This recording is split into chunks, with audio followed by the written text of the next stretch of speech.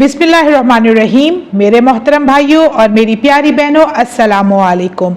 ये आयत कुरान पाक की सबसे बड़ी आयत है। ये आयत तमाम आयत की सरदार है।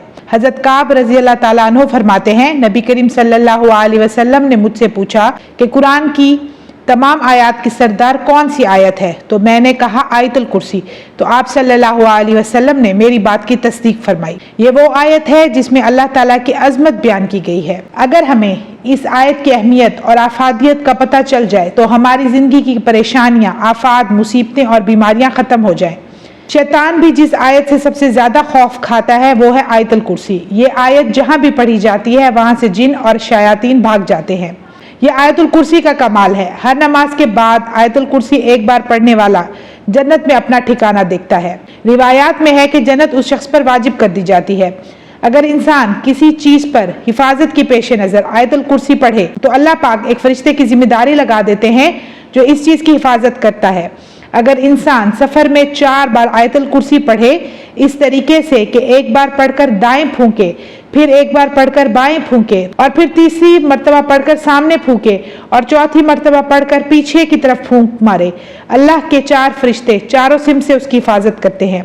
यह निहायत मुजरब अमल है।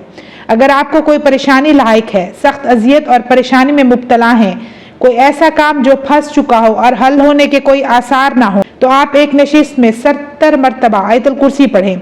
अल्लाह ताला उस काम को हल फरमाएंगे।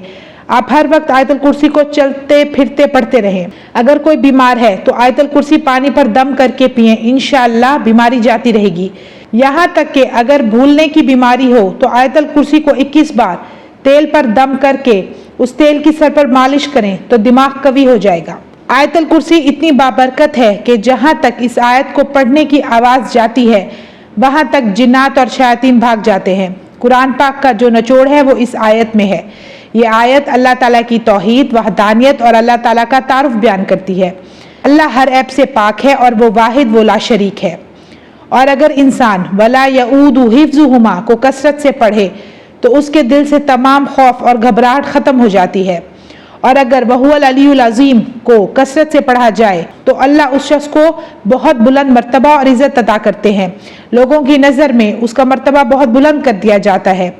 तो आयतुल कुर्सी से अपना ताल्लुक मजबूत कर ले, इंशाअल्लाह घरों में परेशानियां ख़त्म हो जाएंगी और सुकून आ जाएगा। तो व्यूअर्स, मुझे दीजिए इजाज़त। इंशाअल्लाह मैं फिर हाजिर होंगी। अपना ढेर सारा ख्याल रखिएगा, दुआ में याद रखिएगा। अल्लाह हाफिज़।